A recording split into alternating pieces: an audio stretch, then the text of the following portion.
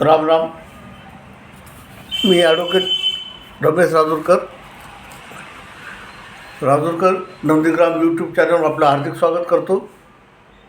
आजचा विषय आहे वीज चोरी खासदार.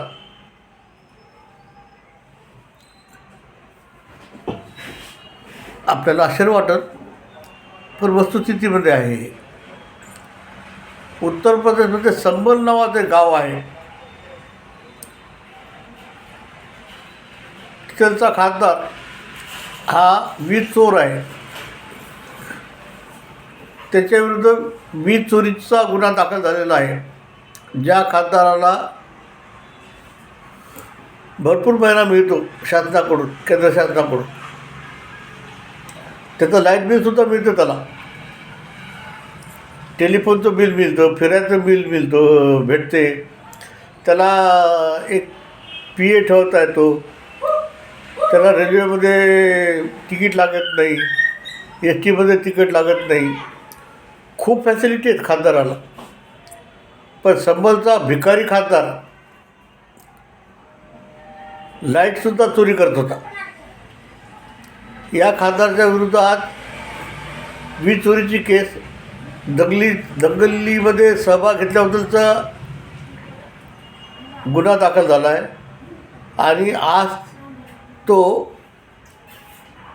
संबलमध्ये येऊ शकत नाही, कारण की त्याला पोलीस अरेस्टच करणार आहे 100%, कारण तिथे योगीचं सरकार आहे. असा खासदार जो यवन समाजाचा आहे. या संबलमध्ये दंगल झाली, 1, 2, 3 अशा काही दंगली झाल्यात आत्तापर्यंत. त्यामध्ये सगळ्यात जास्त हिंदूचं नुकसान केलं त्यांनी. हिंदूचे दुकानं लुटलेत, हिंदूचे मंदिरं लुटले, हिंदूच्या मंदिरावर अतिक्रमण केलं आणि त्याच्यावर घरं बांधली यांनी, मंदिरं तोडले. संबल हे ठिकाण आपल्या शास्त्राप्रमाणे ज्या ठिकाणी कलीचा जन्म होणार आहे असं नाव सांगितलेलं संबल हे गाव आहे. संबल हे गावामध्ये मंदिराचं गाव होतं ते पूर्ण. या यवनांनी दंगल करून तिथून हिंदूंना पलायन करायला लावलं, हिंदूच्या प्रॉपर्ट्या कब्जा केला, हिंदूची दुकानं लुटले, हिंदू लोकांना जिवंत जाळलं. त्यावेळी जे काय सरकार होतं खूप चांगलं होतं, ते काही सत्यानाशी होतं. त्याने याची चौकशी न करताही हे सगळं घडू दिलं. पण आता हे होणार नाही. योगी हा मुख्यमंत्री आहे UPचा, आणि तेव्हा त्यांनी सांगितलं की या दंगलीचा सुद्धा पुन्हा फेर आढावा घेणार आणि या दंगलीमध्ये जे काही दोषी होते त्यांच्यावर सुद्धा कारवाई करणार. या यवन समाजाच्या लोकांना कायदा पाळायचं माहितीच नाही आहे. फक्त फुकट घ्यायचं आहे, चोरी करायची, हे धंदा यांचा. यांच्या शर्यतप्रमाणे यांना या गुन्ह्याबद्दल शिक्षा झाली तर हात कापणे, पाय कापणे असे गुन्हे त्यांच्याकडे. पण भारतामध्ये लोकशाही आहे ना, मग त्यांना सपोर्ट आहे. असं अमानवीय कृत्य होऊ शकत नाही. त्यांच्यावर केस चालल, त्या केसमध्ये साक्षीदार फुटले तर कोर्ट त्यांना सोडून देईल. त्यांच्यावर मेहरबानी करू शकतो कोर्ट, की न्यायालयामध्ये सगळ्या गोष्टी, केस केव्हा लागेल, त्याचा केव्हा संपल आणि काय निकाल लागेल, यामध्ये ज्योतिषवालेसुद्धा आता भविष्य सांगणं बंद केले. ते अशा संबलचा खासदार हा वीज चोरी स्वतः करतो आणि सगळ्या गावामध्ये वीज चोरी होती. यांना सगळं फुकट पाहिजे. यांचा हक्क आहे फक्त सरकारकडून सगळ्या गोष्टी घ्यायच्या, नाही मिळालं तर चोरी करायच्या. पण देशाबद्दल यांना कर्तव्य, जाणीव नाही. या संबलचा आता इतिहास बदलणार आहे. ज्या ज्या लोकांनी आत्तापर्यंत केला नाही सत्यानाश, ते आता भोगतील पुढे. योगीनं डिक्लेअर केलं की संबलमध्ये मी कॉरिडॉर काढणार आहे. आणि योगी आल्यापासून उत्तर प्रदेशमध्ये खूप बदल झाला, खूप माफियांची हिशोब झाला. तसा संबलमधल्या सगळ्यात माफियाचा हिशोब होणार आहे. आणि योगी कोणाला सोडत नाही. हे खासदार महाशय इतके बेवकूफ आहेत, याची लायकी नाही, फक्त मुसलमान आहे म्हणून याला खासदार केलं तिथल्या लोकांनी.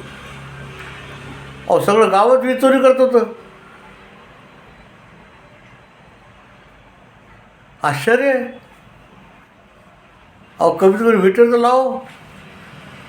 मीटरला बंद करून आकडे टाकून लाईट चोरी केलेली आहे. सगळे अतिक्रमण आहेत. आज योगी तिथं बुलडोझर लावतात. या खासदाराचं घर पाडलं हो, ते अतिक्रमण येते. त्याला नगरपालिकेची परवानगी घेतली नाही आहे ना. मेरा भारत महान आहे बाबा. असे पण लोक आहेत भारतात. कायदा पाळणारे कमी, बेकायदेशीर कायदा मोडणारे, कायदा न पाळणारे लोक जास्त झाले. आज योग्य आहे म्हणून ठीक आहे, याचा फक्त हिशोब होतो आहे. नाहीतर ते समाजवादी आणि मायावती कल्याण करत आहे. युपीचं, भारताचं कल्याण करत आहे. या युपीच्या वीज चोरी खासदाराला सगळ्यात प्रकरणात शिक्षा व्हावी ही माझी इच्छा आहे, नाही माझी प्रार्थना आहे की न्यायालयाने यांना शिक्षा द्यावी की जेणेकरून याच्या पुढे असा खासदार होणार नाही, असा नेता होणार नाही की जो वीज चोरी करतो, घर बेकायदेशीर बांधतो. आणि संबलमध्ये योगी आहेत तोपर्यंत संबलमध्ये खूप सुद्धा नव्हती. जितका अतिक्रमण आहे तो पूर्ण पाडणार आहे तो. आणि योगी आहे म्हणजे घडते.